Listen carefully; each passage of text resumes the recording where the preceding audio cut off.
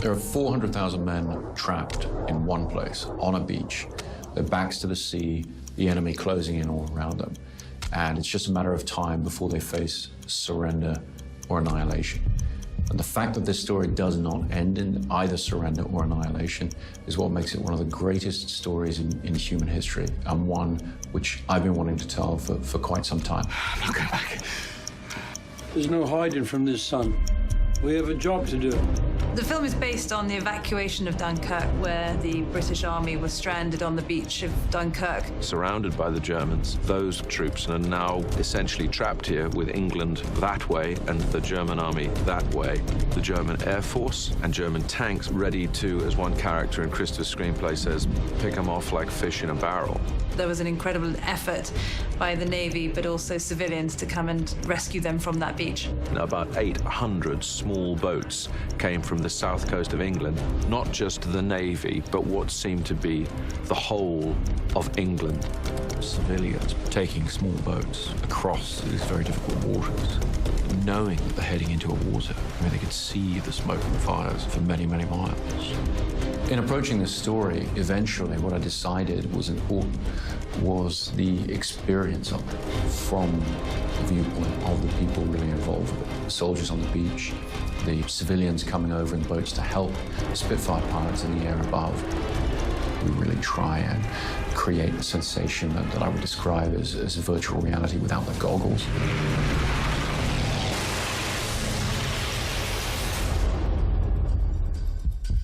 Part of that is finding the reality of what it was really like to be there.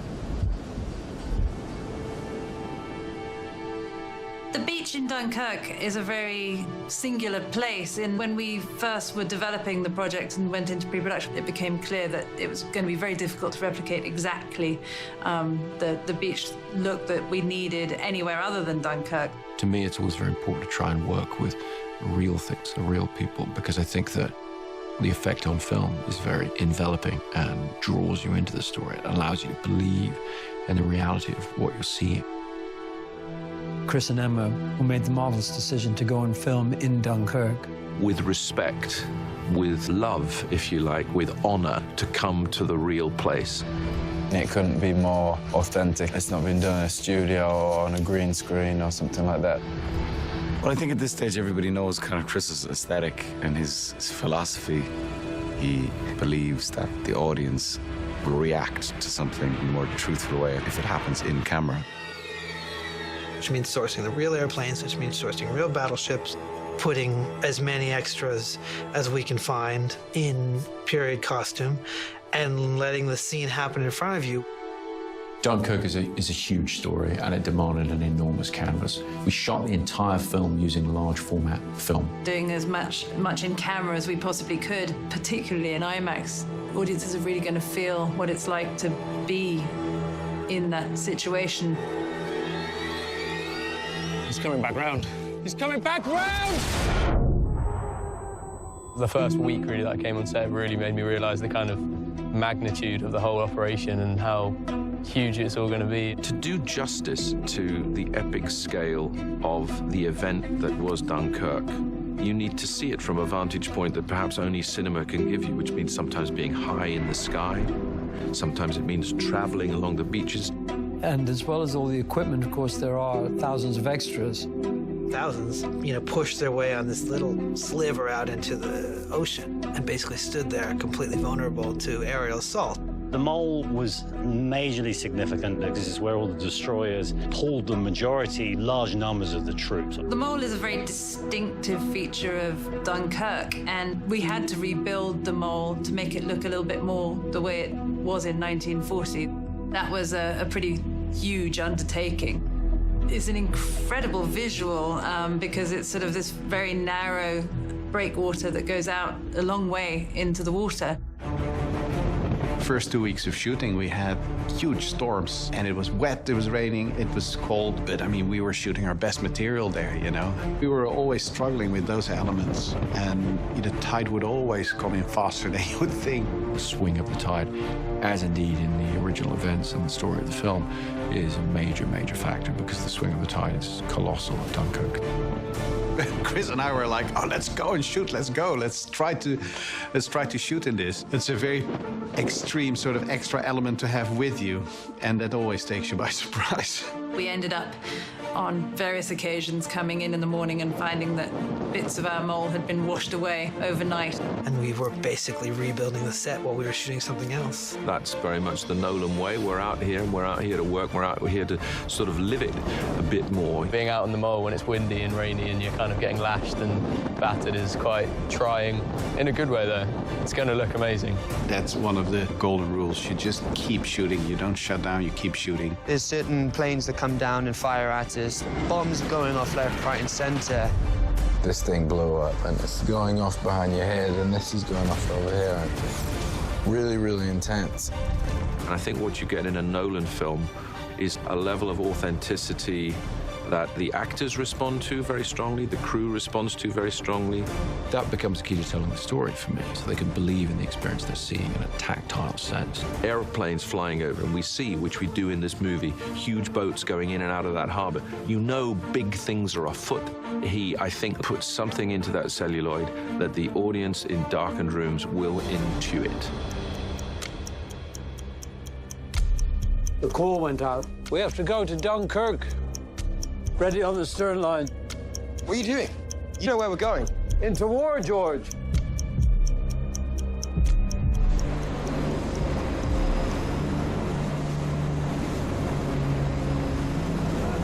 We then had to deal with the issues that the water threw at us. That was an enormous challenge. We had as many as 62 vessels on one day, with major logistical hurdles. Safety boats, camera boats, makeup and hair. And every time that you shot in a certain direction, all those boats would have to move so that they were out of the shot. And that was an incredible thing to get a glimpse of. Being in a boat in open sea in the channel is very challenging. There's a very sort of aggressive short waves. Seeing Hoyte holding that camera, particularly when it was rockier and we were rocking back and forth like this, just to see them keeping the camera on a man's shoulder. I don't think that camera was ever designed to be held up. With a great handheld cameraman like Hoyte, that is your most stable camera platform. That's your most versatile camera platform on a moving boat. In combination with having a very efficient camera boat, a catamaran with the edge arm mounted on a stabilized head that could keep pace with the other boats and stabilize above the water to different degrees, so we could either see the movement of the boat or not take it out as we wanted to. So we could shoot boat to boat in a very versatile way as well. Being out on the water on the Moonstone, you're being thrown from one side to the other, people flying at you from all angles because the water's so active. That was where we did the real thing, and it's going to show in the film, you know, the authenticity of it. We had naval destroyers, we had real little ships there, boats that had actually come across. We were shooting at the same time of year, in the same place that they came to. We had rebuilt the mole, we had the damage of the town, the smoke for real, to be able to fly a real airplane rather than making a perfect CG replica. That felt quite extraordinary. From a production point of view, it's exhilarating because you're standing there and you're looking at the thing unfold in front of you. It becomes absolutely part of how your character develops. When you're actually in the environment and it's happening to you. It's very helpful to have a real Spitfire or two and a Messerschmitt and a couple of other things fly low over your boat. One of ours. And then the force of that engine. It was just insane to watch these, you know, Spitfires feet above your head. When did you ever get to do that as a human being? You know, and playing those situations, literally all you had to do was watch what was happening. It's so easy and so pleasurable when there's less to try and imagine. When you stand on a battleship, which is already crazy, and then a Spitfire goes by you. The audience will believe, I think they will just know, and then they'll feel it. That's the reality that we want to give the audience so that they can feel that they're there. The huge challenge of the IMAX format is the size and weight of the cameras. But the reason we were shooting on IMAX film is the immersive quality of the image is second to none. So our feeling was if we could find a way to do it physically, the payoff would be well worth it.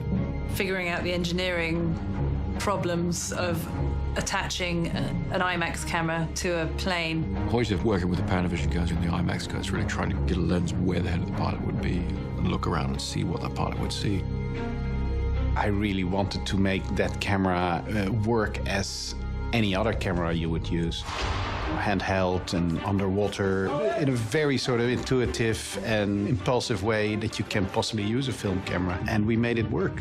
It was massively important to us to do that because we really wanted to be able to get our actors up into the air.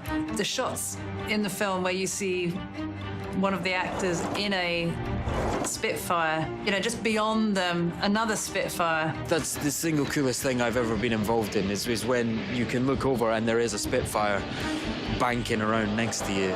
We were flying over where it happened. I mean, ridiculous. It was absolutely insane. There's really no way that you could create that in a computer. That intimate physicality, that tiny cockpit. He's on me! To be in there for an hour or two. We really focused on that as being one of the most important aspects of the film. Putting the audience in that scene. I'm on him. Which is an extremely difficult thing to do. You see these, amazing airplanes in beautiful natural light through the canopy of the Spitfire and the other plane in the sky, shot on IMAX entirely in camera. It's not something you've seen before. Put yourself in a seat in an IMAX theater and you look at it, you see what it does to you, you see what it does to you emotionally, you see how appealing an image like that can be. You start to find ways to, bring it with you on the set and to work with it. That's the more important tonal authenticity. Put the audience right there and give them that experience.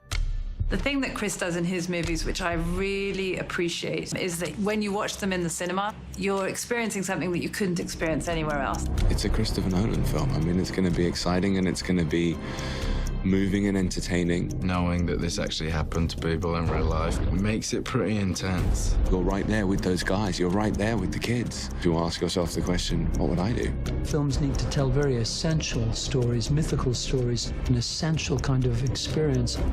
Through the way that Chris has constructed the screenplay and is directing it, the audience gets a unique perspective that the participants don't have. The ship's about to leave! To see it on that big screen with a bunch of other people around them, they're going to have a really fantastic experience that they couldn't have anywhere else. For me, Dunkirk is the ultimate sort of life or death race against time. Every hour the enemy pushes closer. That's what the reality of the situation was, and so we've really tried to throw the audience into that with a degree of intensity, with a respect for history, but with a sense of entertainment, with a sense of the blockbuster. We want to give people a really intense ride as they go through it, really put people there and allow them to feel what that experience would have been like.